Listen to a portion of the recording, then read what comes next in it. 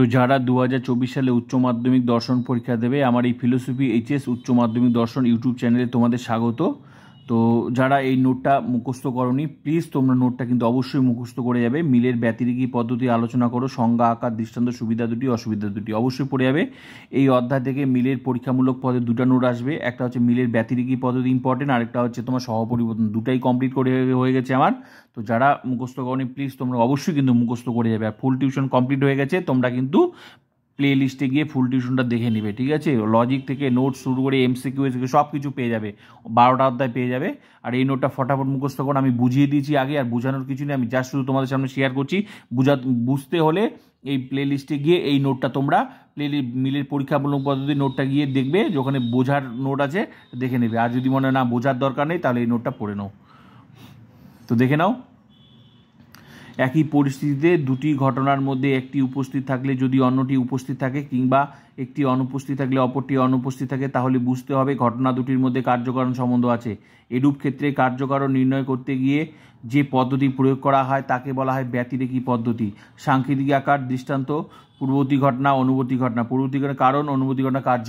ঠিক আছে? সদর্থক এবিসি এবিসি, নয়ার্থক বিসি বিসি। এ হলো এর কারণ। নেক্সট, বাস্তব দৃষ্টান্ত বা মূর্ত দৃষ্টান্ত। পূর্ববর্তী ঘটনা কারণ, অনুবর্তী ঘটনা কার্য। যেভাবে লিখেছি সেভাবে লিখবে। দৃষ্টান্ত সদর্থক নয়ার্থক। পাত্র আছে প্লাস বায়ু আছে, শব্দ আছে। পাত্র আছে প্লাস বায়ু নেই, শব্দ নেই। সদর্থক নয়ার্থক লিখে বায়ু হলো শব্দের কারণ। এবার নেক্সট হচ্ছে সুবিধা। ব্যতিরেকি পদ্ধতির যেসব সুবিধা রয়েছে সেগুলির মধ্যে উল্লেখযোগ্য হলো, হাইফেন দিয়ে লিখবে। বৈজ্ঞানিক আবিষ্কারের ক্ষেত্রে পদ্ধতিটি বিশেষ সহায়ক। 2 নাম্বার, পদ্ধতিটি জটিল নয়। এরূপ পদ্ধতির ক্ষেত্রে কেবলমাত্র দুটি দৃষ্টান্তের প্রয়োজন, একটি সদর্থক, অপরটি নয়ার্থক। 3 নাম্বার, ব্যতিরেকি পদ্ধতি কার্যকারণ সম্পর্ক প্রমাণ করতে পারে বলে এই পদ্ধতিকে সর্বশ্রেষ্ঠ পদ্ধতি বলা হয়। এবার অসুবিধা। ব্যতিরেকি পদ্ধতির অসুবিধাগুলি নিম্নরূপ। ব্যতিরেকি পদ্ধতি সতর্কতার সঙ্গে প্রয়োগ করতে না পারলে কাকতালীয় দোষ ঘটতে পারে। 2 নাম্বার, এই পদ্ধতি সম্পূর্ণভাবে বহু কারণবাদের অসুবিধা থেকে মুক্ত নয়।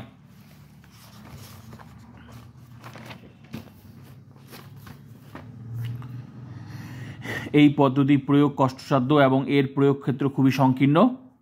অসুবিধা শেষ। পরীক্ষণ পদ্ধতি হিসাবে ব্যতিরেকি পদ্ধতির মূল্য অনস্বীকার্য।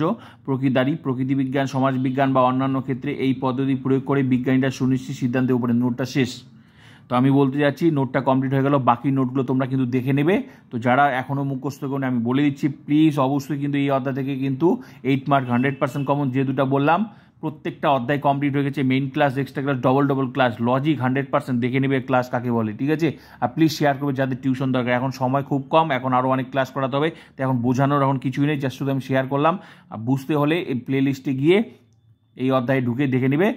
2024-এর যে নোটটা আমি বুঝিয়ে দিয়েছি সেটা দেখে নেবে, ঠিক আছে? আর যদি মুখস্থ করতে হয় তাহলে এটা ফাটাফাট মুখস্থ কেন, বাকিগুলো তোমরা ফুল টিউশন কিন্তু কমপ্লিট হয়ে গেছে। ইউটিউবের প্রথম চ্যানেল যেখানে ফুল টিউশন ফ্রিতে পড়ানো হয়। আর টিউশন কাকে বলে একবার গিয়ে দেখো, তারপর বুঝতে পারবে। আর প্লিজ শেয়ার যাদের টিউশন দরকার।